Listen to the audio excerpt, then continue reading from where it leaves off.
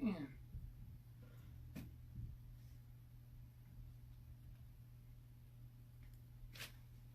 It's too long.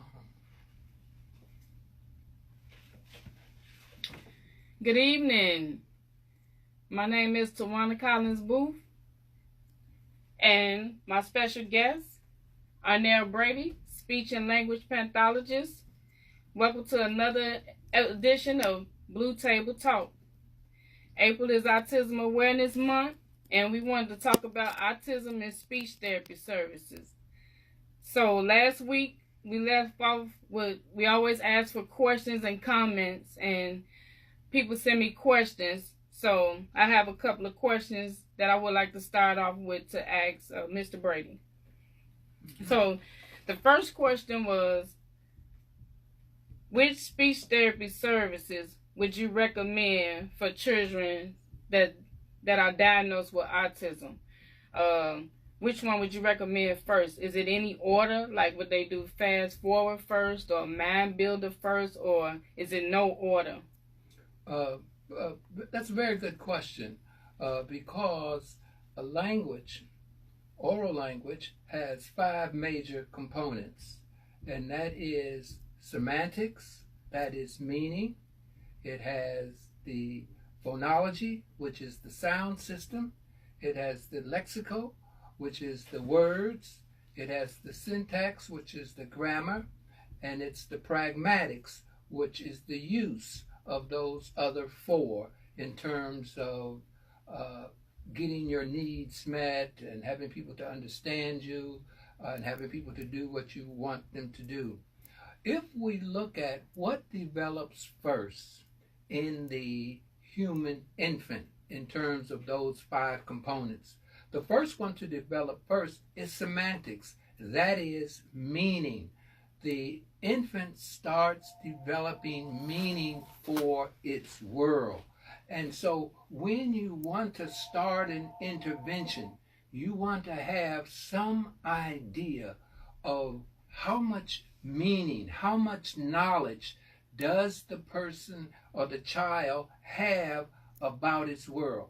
And this is any age. This could be 2, 3, 19, 20, 30, even in working with some of my adult patients. The first thing I want to know is how much knowledge do they have of their world that they can share with me? How is their eyes working? How is their hands working? How is their voice working? How is their hearing working?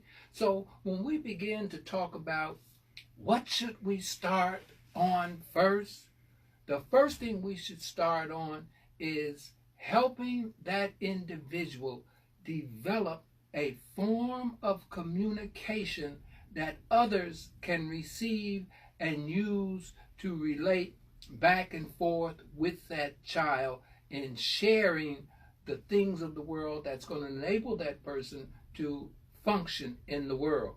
So oftentimes, in many cases, it's speech. Okay. We want the child to say something. But speech is really not what we want to start with first. The first thing we want to start with is listening. Okay. Understanding, because generally that's what we start doing. We start talking to the baby to see if the child understands our directions, our commands, our requests.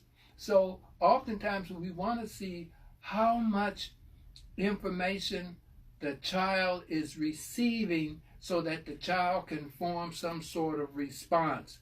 And in many cases that we've had, especially with children on the autism spectrum, in the early diagnosis of them, parents have said, we had the hearing tested because he didn't seem to understand. I'd call his name or her name and she wouldn't respond.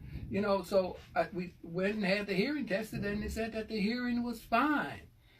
And that is because listening and hearing are sort of different. Yes, the hearing you have to receive, but the listening part is your ability to process what you hear and give some sort of response back to it. So to answer that question, you first want to start with How are we communicating? Is it touch? Is it sight? Is it sound? Is it speech? So that's where you want to start. You want to start with trying to have a communication system. And this is why you've seen in so many cases where they use things like the picture exchange communication system, the PEC system, because they want to establish some form of communication. Yes. Okay. And the PECs has not, well, now that we know so much more about learning and processing, PECs has kind of fallen to the wayside because now we have iPads and computers and phones, up to date stuff that we can use. So I hope I kind of answered that question in terms of what should come first. When we start talking about things like fast forward, cognitive mind builder, those types of programs, we're way down the line in terms, these are people who are reading, or at least they're beginning to read. These are people who are processing information in a very complicated and complex manner. And what we're trying to do is to build upon that. But oftentimes, our early programs start with vocabulary, nouns. Then we go to verbs. Then we go to the child making an expression or commenting or signing about the relationship between a person, say, and an object, or a person and an action in the world. This is when we're actually getting into descriptive types of things. And so basically we'll start with vocabulary. Okay. All right. And the second question that we had from last week was as far as the speech therapy services in the school systems. Do you think that the speech therapy services in the school systems are, doing justice for our kids diagnosed with autism? Or well, let me tell you a little bit about myself before I answer that question directly. Okay. I've been a practicing speech language pathologist for 37 years now, and I have worked primarily in the hospital setting and in private practice.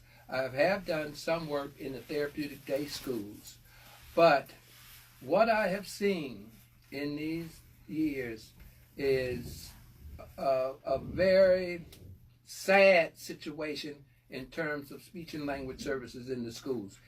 Right here, I have what is called the Speech Language Impairment, a Technical Assistant Manual. Now, this was put out by the Illinois State Board of Education. It's kind of old, but it's never been revised. I was just going to say, has it been updated? It has not been updated. It has not, and it gives an indication. It says that a student that has a mild speech language impairment should receive 15 to 30 minutes per week.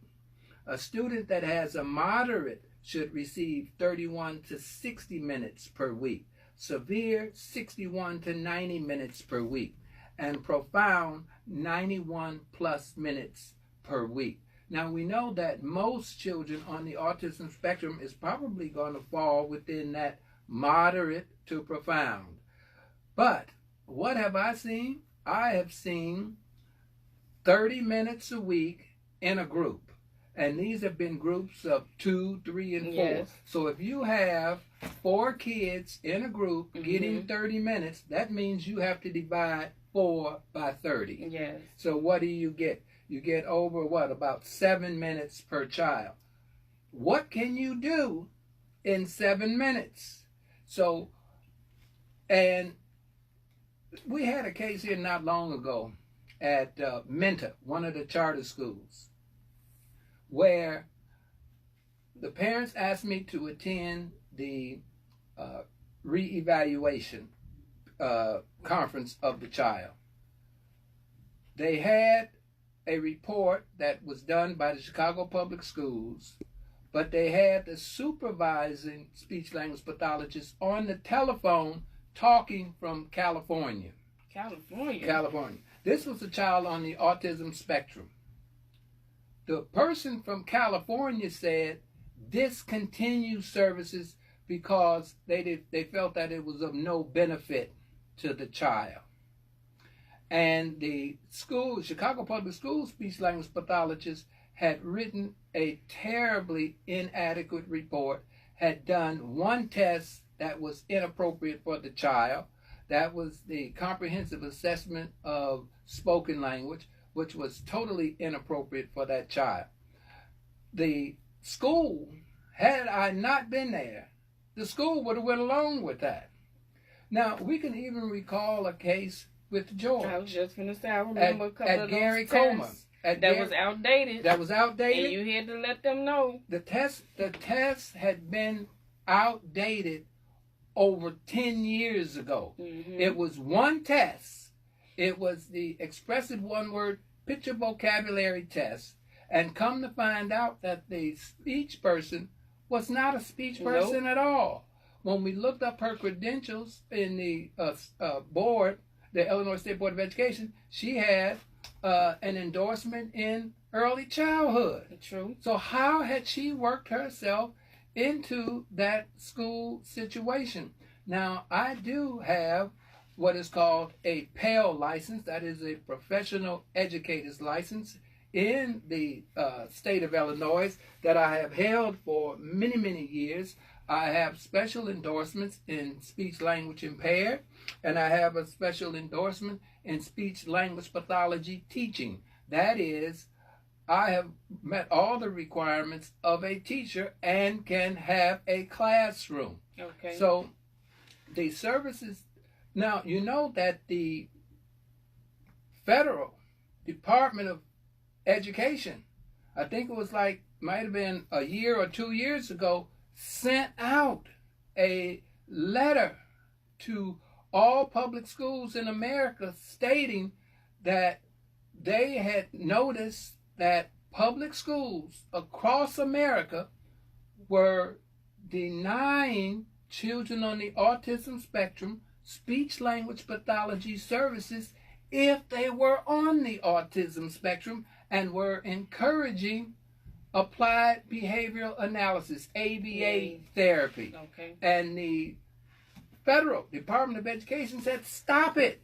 I remember that letter. Stop doing that. Letter Stop doing that. Came in for a visit. And in 2017, the United States Supreme Court ruling, which was 8-0 in that case in Colorado about the autistic child who was receiving services in the public schools that was of no benefit to him. The I.E.P. was of no benefit.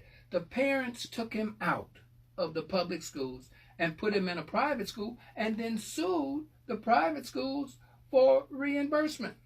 The Supreme Court ruled in favor of that family. But we must also add that the local and the state courts ruled in favor of the schools. We think that was a very biased decision. Yeah. But the Supreme Court said that public schools across this nation were going to have to step up their game in terms of administering educational services to children on the autism spectrum, and this case really did it. And many people are saying this case has changed the face of special education in this country.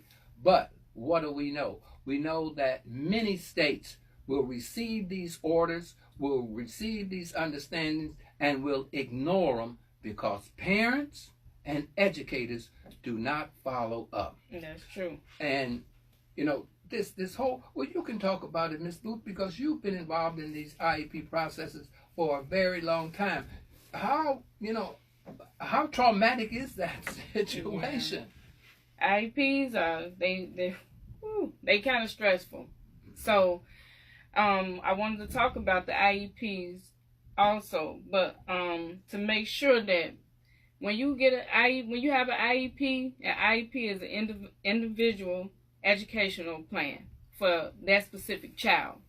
So when you get an I.E.P., you make sure that the minutes are right. As a parent, you make sure that you get the time and the minutes for the services for your child.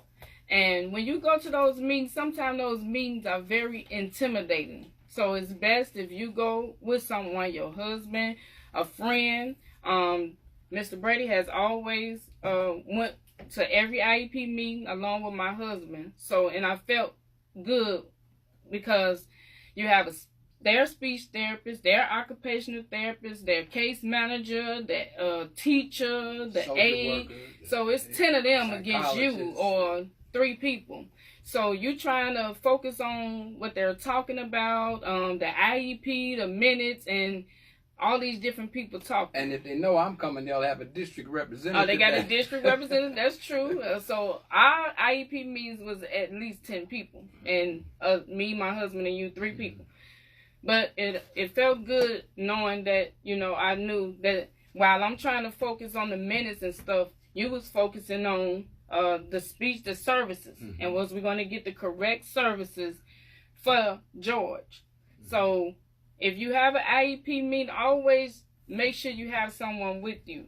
And it's organizations that can help you if you don't have anyone, like I had Mr. Brady attending with me. You can call the Chicago Public Schools Office of Diverse Learning Parent Involvement Specialist Team, and you can reach out to them, and they can appoint someone to attend the IEP meeting with you, so you won't feel alone, because the IEP meeting is very intimidating. So, and to make sure that you get the services, because like we said, the speech therapy services in the school, the majority of the time, it's a table. When they're younger, it's a table, and it's 6 kids sitting at the table. It's a speech therapist sitting, and we already know our childs are all different. So if you got one speech therapy teaching 6 kids or 5 kids at a table, then like Mr. Brady said, that's 2 minutes, 3 minutes for your child. Your child, that's not enough for your child to learn for that little 30 minutes per week that the school system give you.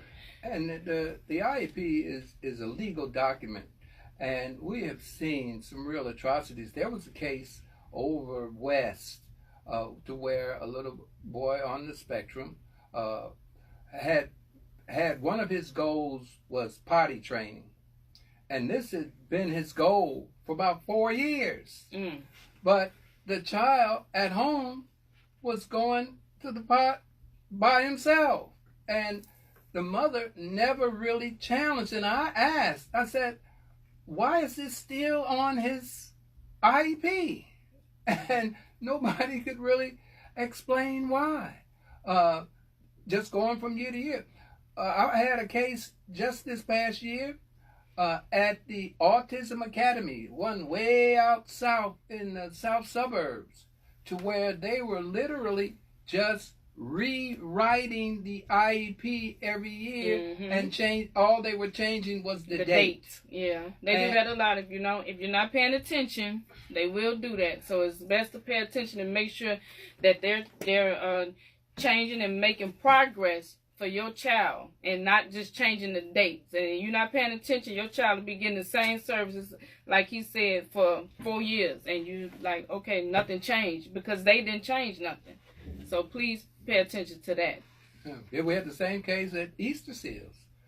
All they were doing was changing the date on the IEP, because they said the child wasn't making any progress. Well, if the child is not making any progress, shouldn't you change the goal? Yeah, the goal should change. The goal should change. Always.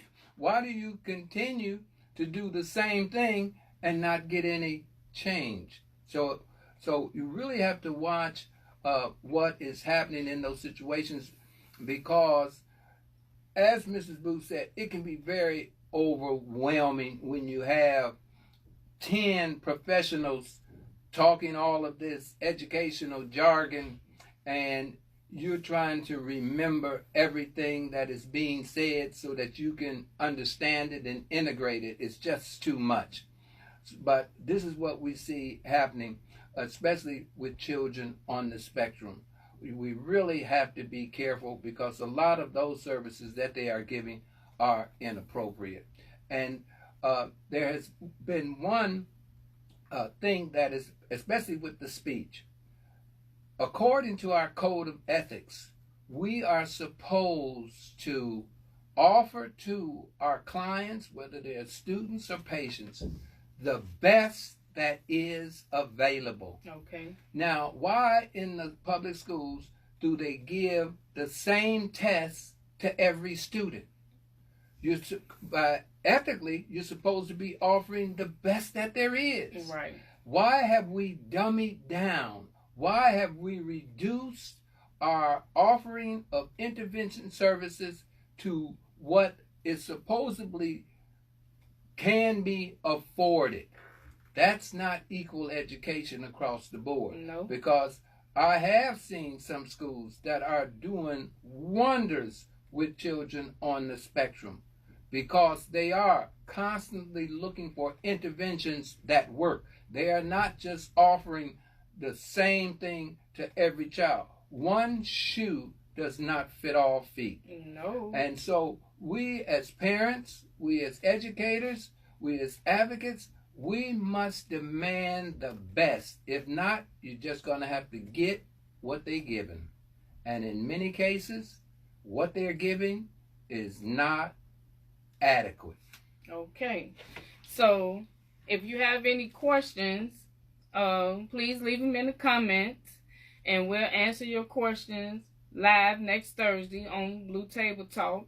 And if you want any of the speech therapy services that we talked about on the Blue Table Talk, reach out to Brady Speech, 5228 South Blackstone, and you can reach me at All Families United, AFU.